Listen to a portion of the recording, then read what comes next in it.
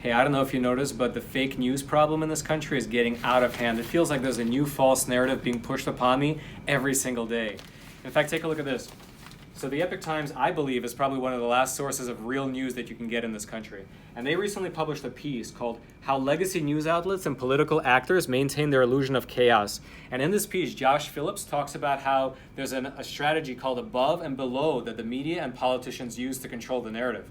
Hey Josh, tell them about it. One of the things I explain in this article is the above and below tactic. This is used by a lot of different groups, communist groups, special interest groups, political factions, you name it. Basically how it works is they have groups that are in power, small handful of individuals who incite different groups on the ground to create incidents. So this could be, for example, a political faction that goes and has, say, nonprofits, special interest groups, hired thugs, you name it, create incidents, protests, calls to action, public demands, stopping traffic in the streets, whatever they choose to do, depending on the level of intensity they want to stage it at. They create demand. They make it appear that the public wants a change. Politicians respond to it, media covers it, right?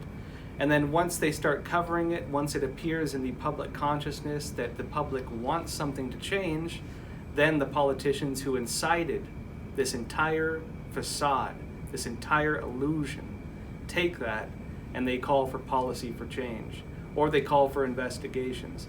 This is how they use the tactic of above and below to do whatever they want in our society. It's a tactic that allows a small group of individuals to incite change in society. And I think when it comes to understanding the nature of what we see taking place, it's important to understand how this works and how other related strategies that tie to this work. And if you're looking for real news, you need to check out the Epoch Times. It's one of the last sources of real news in all of America. It doesn't have any hidden agendas and it doesn't spin the facts. Click that button below and you can get the newspaper delivered to your home for a full month for just $1. That way you can experience the joy of pure American journalism that's steeped in traditional values. Click that button below.